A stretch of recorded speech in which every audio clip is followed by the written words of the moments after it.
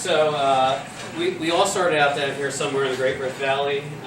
We escaped, wandered, came up through, and then through agricultural means, the spreading of that in the cities along with it, we spread into Europe, spread out throughout into Asia, and so on and so forth. There are a lot of different hearths that pop up, Latin America, South America in particular. We have over here in East China.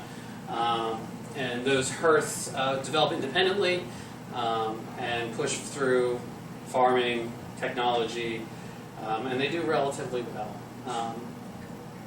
Then we have the great empires.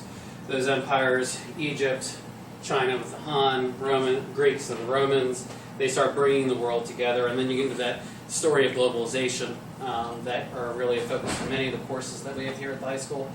That globalization process starts primarily with land routes, both throughout the Americas, then land routes through northern Africa, Europe, and into Asia, trade, communication, language development, population slowly growing, 1 billion, and then you start the exponential growth up through there.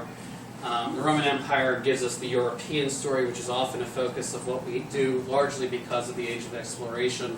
And the Age of Exploration gets Europeans around the globe.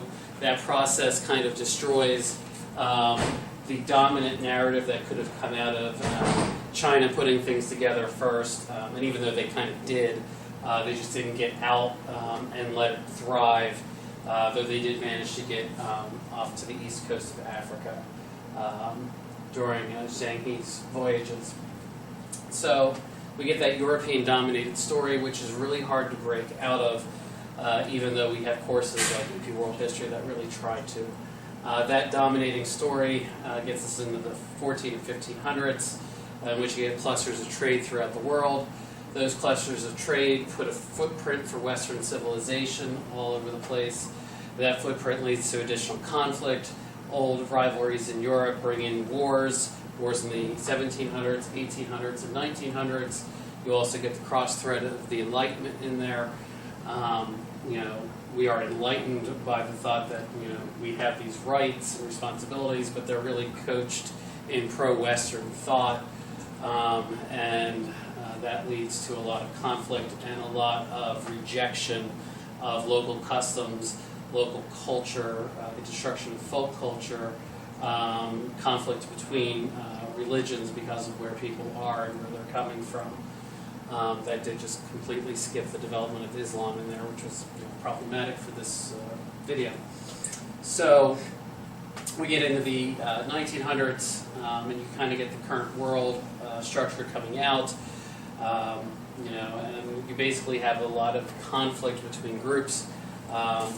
Whether those groups are your philosophies of communism coming out of Russia and China, your philosophies of democracy coming out of the United States and Western Europe, or whether you have religious philosophies of fundamentalism coming out of the Islamic portion of the Middle East, and a fervent Christianity that ebbs and flows depending on its influence on politics. Parts of the stories of human history that we never really tell, completely ignore Indonesia, even though Indonesia is, if I remember correctly, the fourth largest country in the world and the largest Islamic country.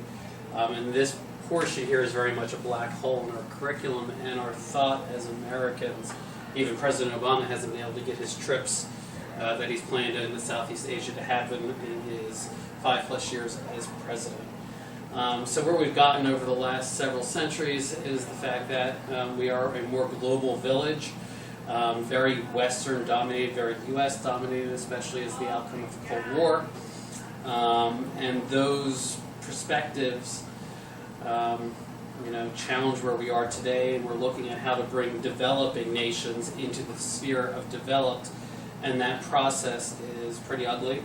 It's very challenging, and it's prompting a lot of thought between non-governmental organizations and governmental organizations as to how we're going to help people along towards some sort of shared vision. With that shared vision,